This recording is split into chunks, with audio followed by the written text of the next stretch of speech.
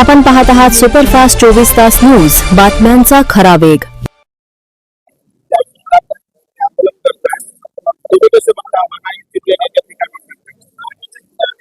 महायुतीचे लोक टीका करणार ना, रोहित पवारांची बाजू चूक आहे असं सांगून दाखवा महायुतीच्या लोकांनी.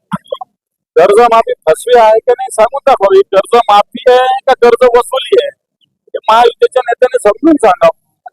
2019 ते 2025 कोणत्या अँगल लावली? कर्जमाफीला कोणतीही मुदत नसते. कर्जमाफी 2019 ची काही जणांची बाकी, 2017 ची बाकी, 2008 ची बाकी. बरं, आता तुम्ही कर्ज ज्यांनी काढलेलं आहे त्याच्याकडे 2 लाख 3 लाख झालं तर तुम्ही 2.5 लाख भरा, मग 50,000 माफ करतो, म्हणजे वसुलीच झाली ना. त्याच्यामुळे मला असं वाटतं रोहित पवारांनी जे आंदोलन हाती घेतलं ते बरोबर आहे, कारण सत्ताधारी पक्षाच्या लोकांची भाषण आठवा, नाही तर दाखवतो आम्ही तुम्हाला. विधानसभेच्या आधी 7-12 करू कोरा कोरा कोरा म्हणत होते. करा ना कोरा, कोणी थांबवलं? शेतकऱ्यांना कर्ज मिळत नाहीये, मोठ्या अडचणी येतात, त्या शेतकऱ्यांवर बोज आहे, त्यांना तर बँक हा तांत्रिक निश्चित अडचण आहे. कारण आता खरीपासाठी कर्जाची आवश्यकता जून महिन्याच्या सुरुवातीला असते. कर्जमाफीमुळे बऱ्याच शेतकऱ्यांनी कर्ज फेडलेलं नाही, त्यामध्ये थकीत आहे, डिफॉल्टर आहे. डिफॉल्टर शेतकऱ्याला बँक काही कर्ज देऊ शकत नाही. शेतकरी जून महिन्यामध्ये नव्याचं जुनं, जुन्याचं नवं आपल्याकडे पद्धत आहे, जुन्याचं नवं करत असतात, बँका देत असतात. मग या कर्जमाफीच्या प्रश्नामुळं असं नवं जुनं सुद्धा झालेलं नाही. परिणामी शेतकऱ्यांना कर्ज मिळत नाही. त्यामुळे एकीकडे कर्ज माफी नाही, एकीकडे बँक कर्ज देत नाही. अशा दृष्ट चक्रामध्ये शेतकरी अडकलेला आहे. मला असं वाटतं याचं नुकसान मोठ्या प्रमाणात शेतकऱ्यांचं होत आहे. या दोन्ही मुद्द्यावर शिवसेनेनं 16 तारखेला संपूर्ण मराठवाड्यात नव्हे तर मला असं वाटतं महाराष्ट्रात, मला मराठवाड्याची माहिती आहे, सगळ्या जिल्ह्यामध्ये मोठं आंदोलन आम्ही करतो. कर्जमाफी संदर्भात करतो, या बँकेच्या कर्ज मिळावं याच्यासाठी करतोय. वीज मिळत नाही अखंडपणे, त्याच्यावर आम्ही आंदोलन करतोय. 30,000 कोटीचं पॅकेज सरकारने दिलं होतं, त्याच्याविषयी सुद्धा आम्ही आंदोलन 16 तारखेला संपूर्ण मराठवाड्यात करतो.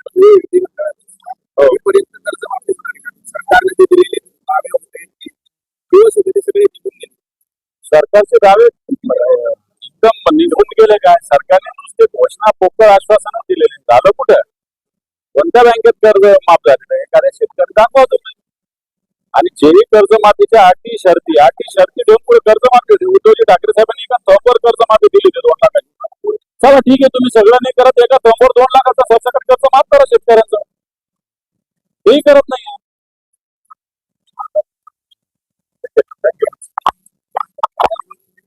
चला, ऑपरेशन टायगर आहे का ऑपरेशन झालं, येणारा दिवस काळच ठरवला.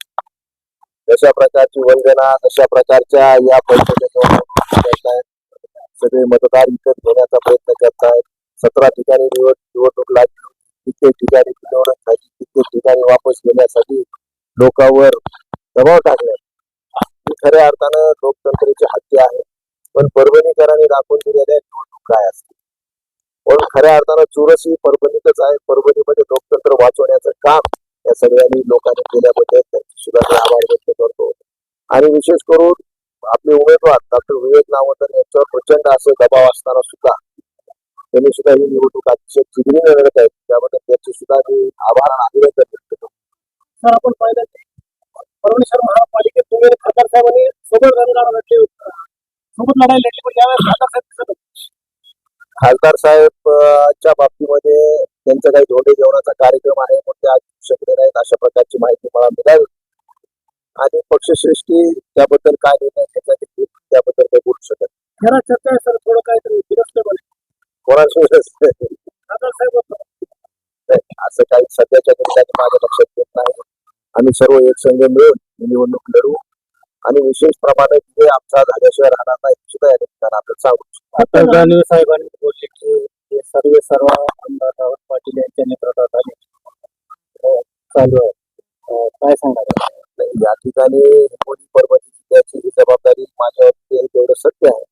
तरी दोन्ही जिल्ह्यामध्ये जे काही नगरसेवक असतील, जे काही जिल्हा परिषद सदस्य असतील, जे काही मतदार असतील, त्यांना एकसंघ करून मतदार कमी असल्यामुळे आमच्याकडे विशेष लक्ष देऊन ही निवडणूक आपण कशी जिंकता येईल याची रणनीती करण्यासाठी मला थोडं पुढाकार घेण्यास सांगितलं आलेलं. या निवडणुकीमध्ये दक्षिणास्त्राचा वापर होऊ शकतो. खऱ्या अर्थानं विचाराविरुद्ध लक्ष्मी अस्त्र असा हे आजची लढाई आहे.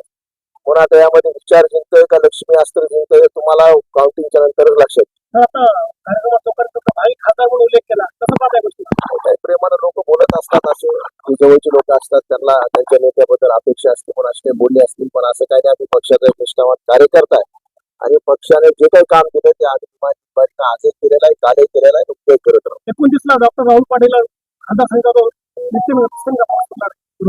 नाही, अशा प्रकारचे काही तुम्हाला दिसणार नाही.